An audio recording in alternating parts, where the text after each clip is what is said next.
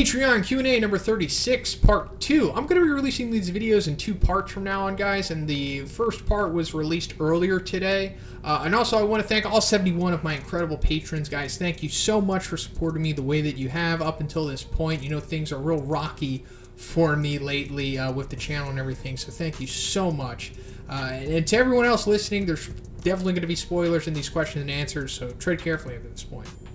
Legandaryus asks, hey Zhoniin, what if Blast is his own character, but is also taking Saitama's credit like King is? Since Saitama was the one to help create the Hero Association, and Blast just happens to look similar to Saitama, that the association thought Blast was Saitama, since Double Chin Kid could have described what he looked like, and Big Chin Man, don't remember his name, who founded the Hero Association, would have pulled some strings to make him the #1 hero in the association. Hey, thank you for your continued patronage, Legandaryus. I appreciate it so much, my friend. So the name of that dude was Agoni, A-G-O-N-I, I think. So this is somewhat of a popular opinion, or at least it used to be. I remember reading comments on Blast, and people thought that he was taking credit for Saitama's stuff, and that people were just, in general, confusing Blast for Saitama, and that's how Blast built his name. I just don't think this is the case. But let me put it out there that it is a possibility, knowing one's writing. This could happen.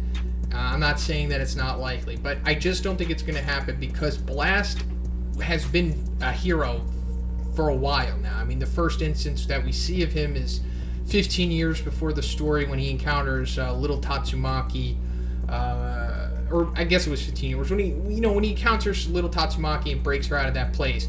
He destroys that huge monster in that facility, so I think it's already establishing that Blast isn't a fraud, or it can't take care of his monsters in itself. And I'm not saying that you're not saying that here. I'm just saying that it's already establishing that Blast is powerful. It's not like a fraud or anything like that.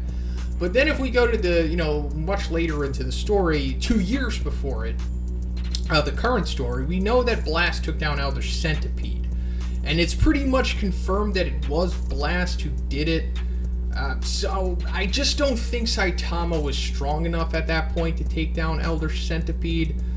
Because 2 years before the current story, so I guess it was about a year into Saitama's training, and it doesn't seem like he was strong enough at that point.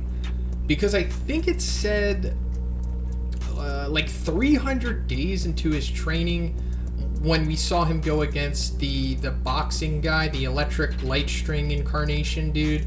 He was still struggling with that guy who was a tiger, and I'm pretty sure it was 300 days. I could be wrong, but still, just the way that things are lining up, I don't think Saitama was strong enough to injure Elder Centipede to the point of where he runs away. So I think Blast legitimately did take down Elder Centipede by himself, and I think this is kind of showing us that, like, yeah, maybe he's not taking the accomplishments of Saitama. Just my opinion, that's the way I think things are, but it is a possibility it's the other way around too. Wolfpup asks, just want to say JC staff are a bunch of sack of horse doo-doo. Which yandere tsundere character would you marry and why? P.S. What do you think about tattoos? Thanks a million, senpai. Hey, thank you so much, Wolfpup, for everything that you do for me. You know I love you beyond words, so thank you again. Yeah, JC Staff is totally dropping the ball, and it's too bad. So I'm not throwing all the blame at the animators and the people and whatnot. I'm talking about the people that are in charge of all of them, the people that are overseeing all of this. They seem to be dropping the ball here, and it's really unfortunate because, I always say One Punch Man deserves way better than this.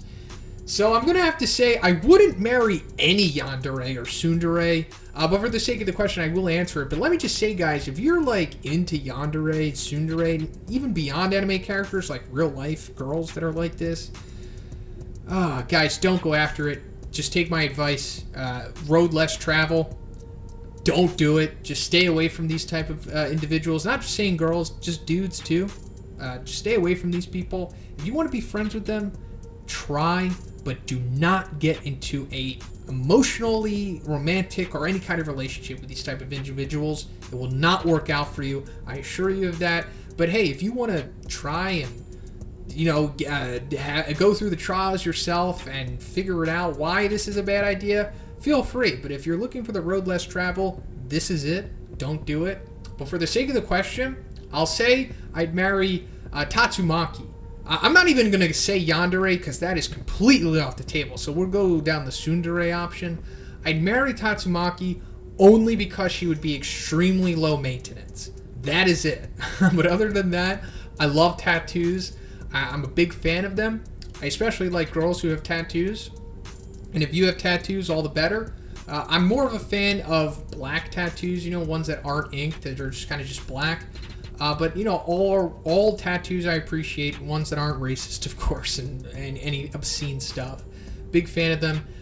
Face tats, however, I like them, but it's just too bad that it's kind of like a trend and they're not going to really stick around for a while, because if face tats were just a standard thing that wasn't going to be looked down upon in a couple years, I would totally get some face tats. Not like to the extent of like I don't know, Post Malone or somebody, but maybe get one or two, maybe something tasteful, why not? First question today is a nightmare scenario for the One Punch Man universe. A multi-fusion of the strongest monsters in One Punch Man versus a fusion of the strongest heroes. Our apocalyptic monster will be a fusion of Boros, Awakened Garo, Orochi, Psychos, and Golden S. Our protagonist fusion is B, Darkshine, Tatsumaki, Flashy Flash, Bang, and Watchdog Man.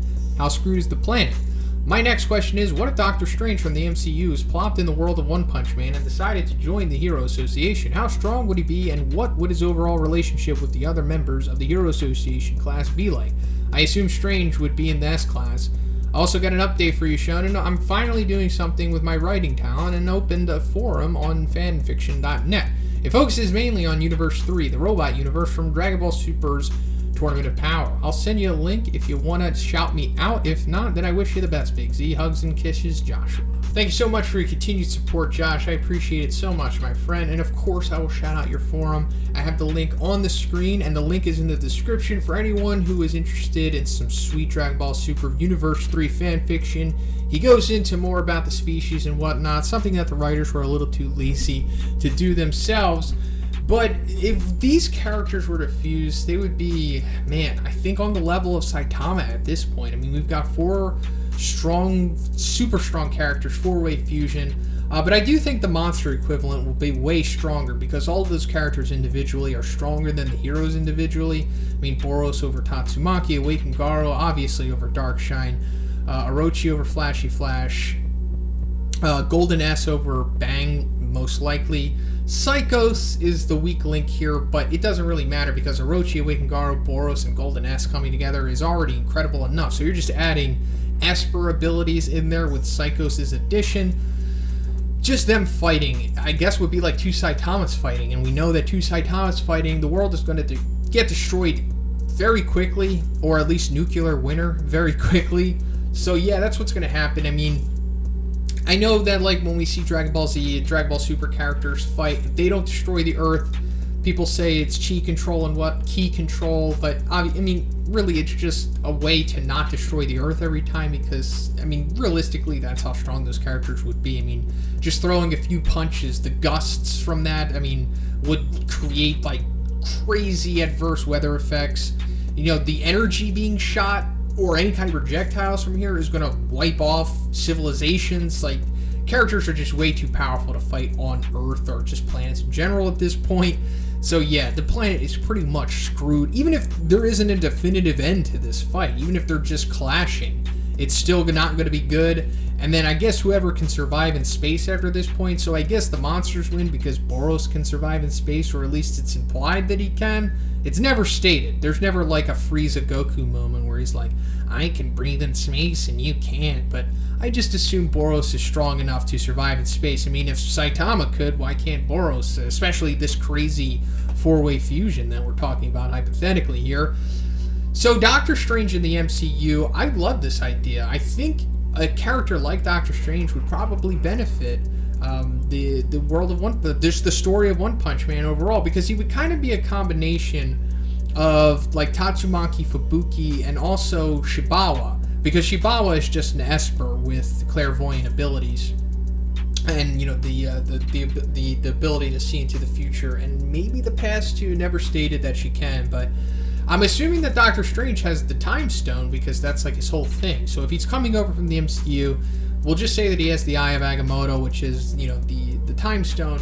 So if he has the Time Stone, he has so much information, kind of like the Three-Eyed Raven. So I assume that Strange would just have like a Shibawa type presence in this world. Like he would keep, keep seeing into the future or the past or whatever he needs to in order to gauge the threat levels for these monsters.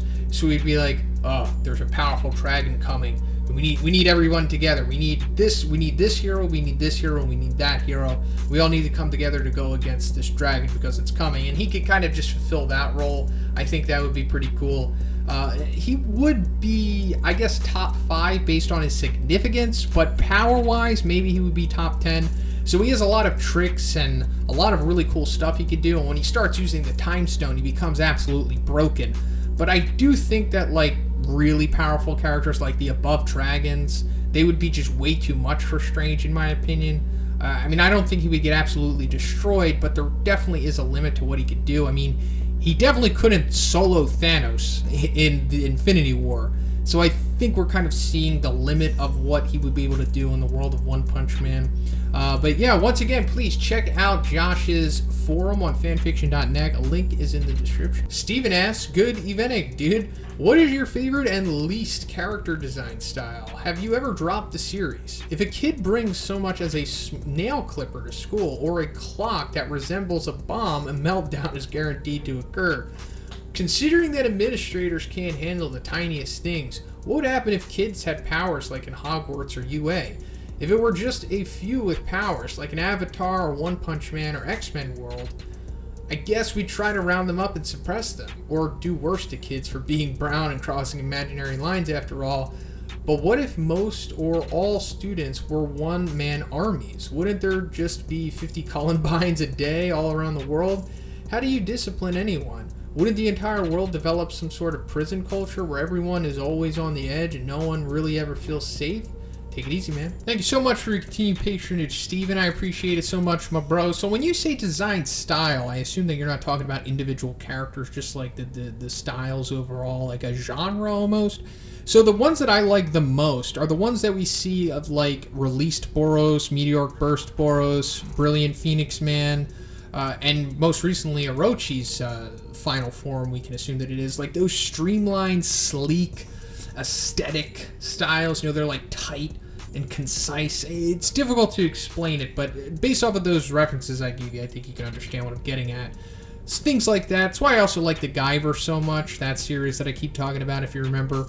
But the ones that I don't like the most are the ones that are like when you make scummy characters, like the guys that are just unredeemable, but they're not really like in shape too, and they're ugly, or just, I don't know, they just look gross and not good. A good example that I'm thinking of is if you follow One Piece, the character in the current arc right now, the Shogun Orochi, that's the kind of style that I don't like the most, but I understand why you have to make them, because you have to make these characters unredeemable and unlikable, but wow, I just don't like those styles at all. I don't like those characters. But at the same time, I like them because, the creator has given me a reason to feel the way that I do. I feel passionate about not liking this character. So in a way, it's a good character design, I suppose, rather than something that I don't get an emotional response out of at all. It's just that I don't care about it. You know what I mean? But here's another weird thing that I'm going to say about your dropped series question. I don't think I've ever dropped a manga or an anime series, and that might be a little weird, but let me say never, but I've only dropped one. And it was when I was really little, like when I was a super little kid, and I was watching Pokemon. And I think I might have came to the first realization in my life that some things just aren't good. Because like when you're like a real little kid, I'm talking like, preschool, kindergarten, first grade, whatever, you don't really know what quality is. Like, if you just see something on TV, you're like, oh, cool, I'm supposed to like this.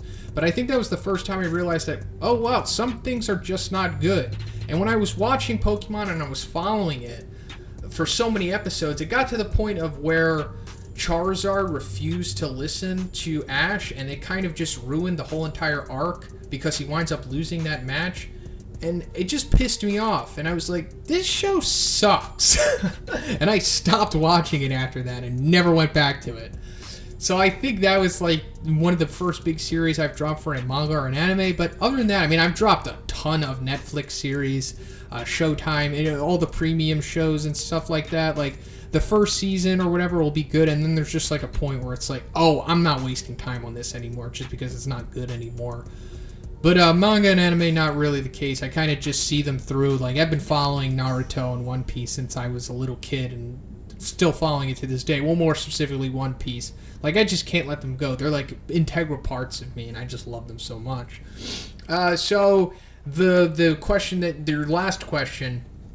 So, this is actually pretty interesting when you think about it like this. And I was kind of thinking that when I was watching, when I follow My Hero, because I'm like, wow, these kids, they're so disciplined, and they're not using their quirks to take over the world or just cause mass murder every day. And it makes sense because of the way that society is established in the My Hero world and the way laws are. People are like truly afraid to use their quirks in public because of the repercussions that they'll suffer because of it. But in our world, we know that it wouldn't really be like that. And if we did have like a few select individuals, especially kids with powers, similar to how X-Men, I totally think there would be some kind of initiative in place to where they round everybody up and keep them controlled or suppressed, or maybe even kill them off entirely.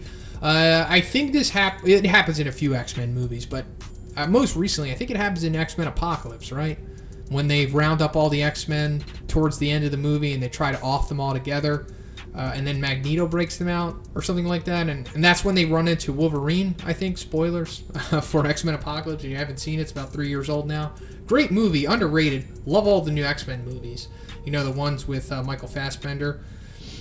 But yeah, I think that's what would happen.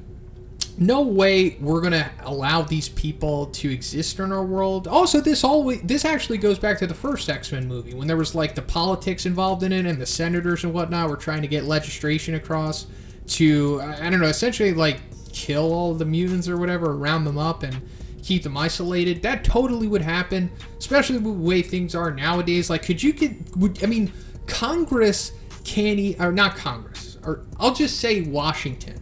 Not all of it. But a good part of Washington is against very common things that aren't even that dangerous today, and they have real staunch, striking stances against it. I mean, you saw recently what Alabama did with that one law. I can't even say the word because I might get demonetized because of it, but you saw what Alabama did.